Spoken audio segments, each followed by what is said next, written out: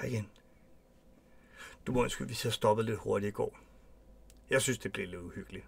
Jeg er rimelig sikker på, at du er lidt sejere end mig. Men nu har jeg taget mod til mig. Jeg tør godt komme videre med historien. Mumitrolden og Snif havde jo søgt tilflugt ude hos Mumrikken ude i skoven. Og han fortalte dem om muren, som er et uhyggeligt væsen, der gør alting koldt. Og også helt ind i ens hjerte. Så nu kigger vi videre på det uhyggelige. Vi må hellere gå hjem, sagde Mumitrolden. Han hankede op i lygten, og sammen begav de sig tilbage mod mumihuset. De var netop nået hen til broen, da de hørte en uhyggelig lyd i den blæk-sorte mørke. Det var en frygtelig, klagende lyd. Hvad var det? Klynkede Snif. Der lød endnu en bedrøvet stønnen, og et underligt gråt væsen med store, stirrende øjne kom glidende hen imod dem over broen. Vandet under dem frøs til is. Muren! Jamrede Mumitrolden. Løb!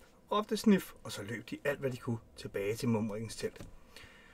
Vågn op! Vågn op! Det er muren! Råbte de. Kom herind i teltet hurtigt, sagde Mumrikken. Han kunne se muren komme nærmere. Sid helt stille, viskede han og slukkede lygten. Stønnede muren, der nu var helt henne ved teltet. De tre venner krøb skrækslagne sammen. Deres ånde blev til rimtåge, og ydersiden af teltet frøs til is. Lidt efter gled muren videre. De stak hovederne udenfor og så hende bevæge sig ned mod stranden.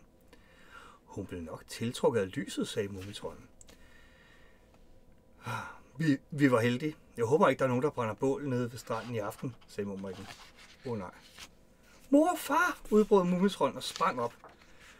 Vi skal nok hjælpe dig med at advare dem, sagde Mumrikken.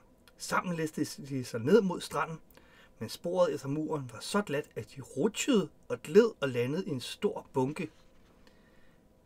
Se, vandpytten er frosset til, sagde Snif og tog noget is op i hånden. Hvordan skal vi nå at slukke bålet, før muren kommer ned til dem, spurgte Mumitrolden.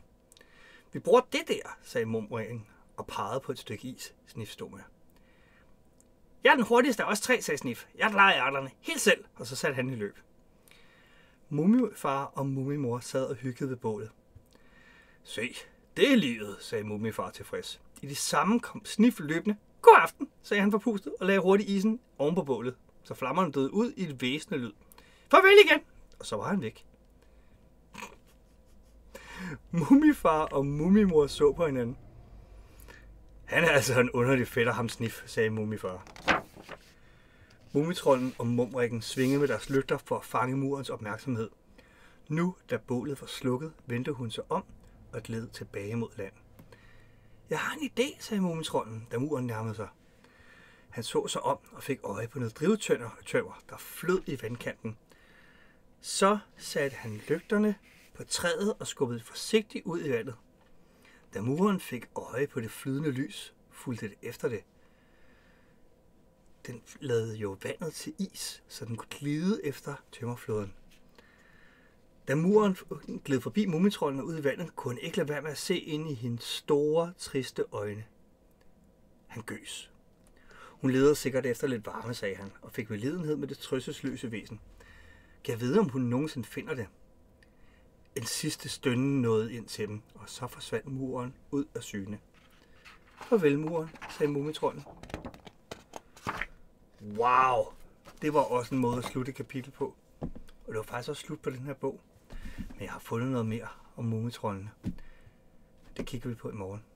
Kan I have det rigtig godt?